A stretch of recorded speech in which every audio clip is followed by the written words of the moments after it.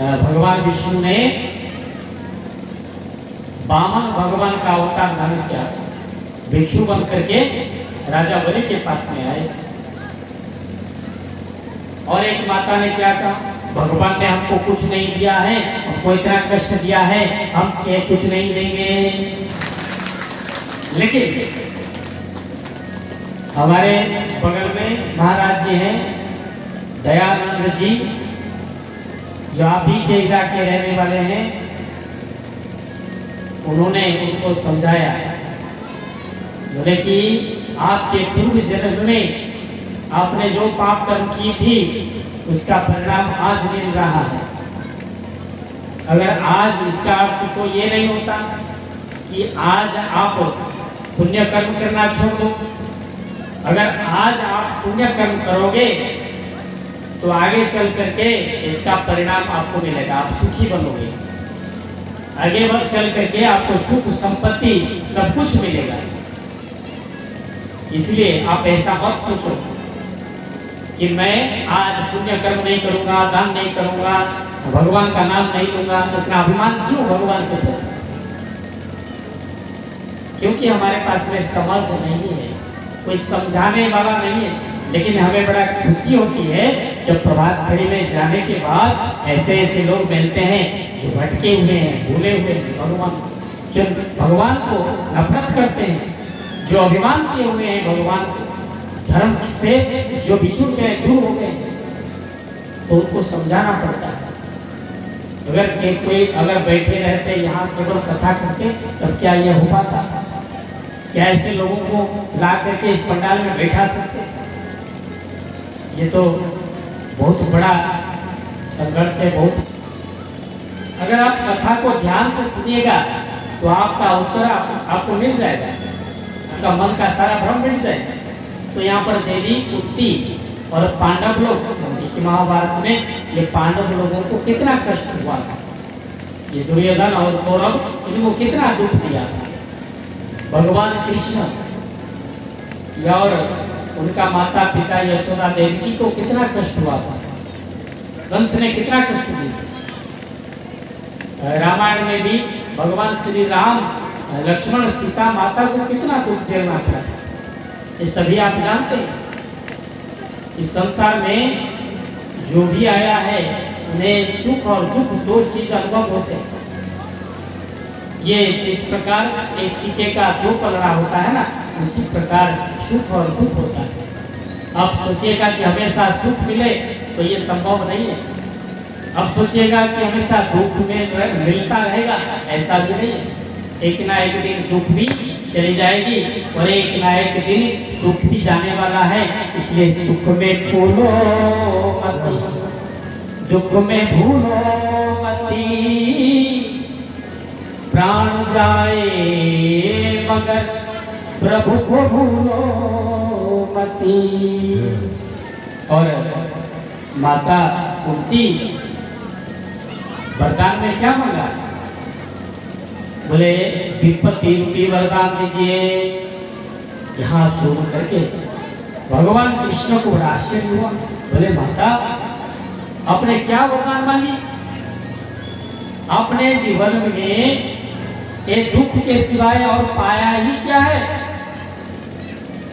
जब आप जन्म हुए, आपका माता पिता से भी आप दूर हो गए, किसी दूसरे के यहाँ पले, राजा कुंती भोज के पास में।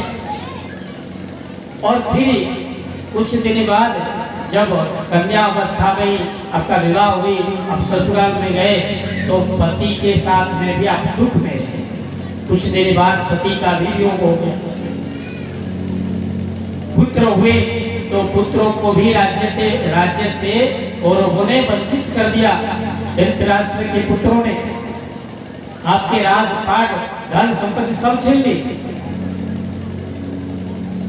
और कई बार आपको मारने का प्रयास किया, कभी भीमसेन को विष में लड्डू में विष दिया, कभी लाक्षागृह में बंद करके आग लगा दी गई, कभी जंगल में कई राक्षस भेजे गए, कई उपाय किया गया आप लोगों को सताया गया। अपने दुख के सिवाय और कुछ पाया ही नहीं।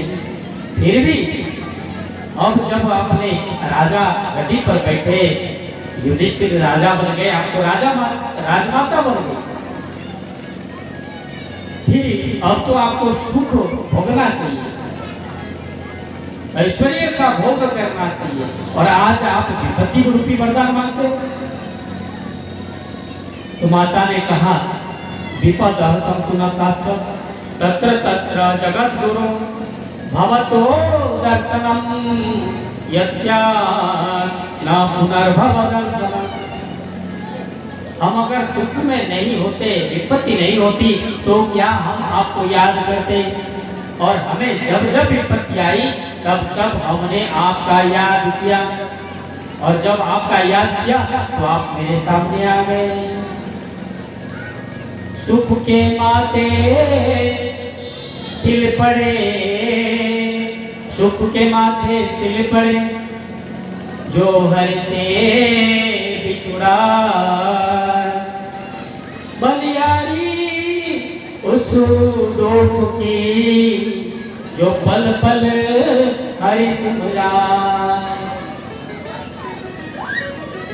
इसलिए उस विपत्ति की बलिहारी करना चाहिए जो हमेशा हमें परमात्मा का याद कराए। विपदो नैव विपदः संपदो नैव संपदः, विपद विस्मरणं विष्णो संपत् नारायण स्मृति। विपत्ति विपत्ति नहीं है, संपत्ति संपत्ति नहीं है, वास्तव में वो है जब भगवान को भूल जाना ही सबसे बड़ा विपत्ति है, और भगवान को याद करना ही सबसे बड़ा संपत्ति है।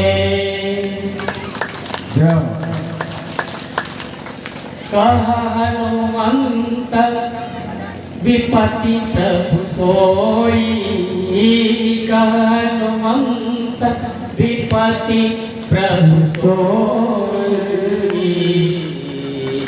जब तब सुमिरन भजन न होई, जब तब सुमिरन भजन न होई।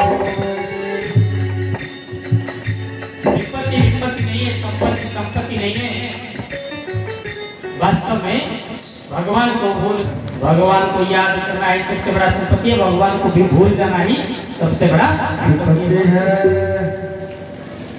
कह हनुमंत विपत्ति प्रभु सोई, कह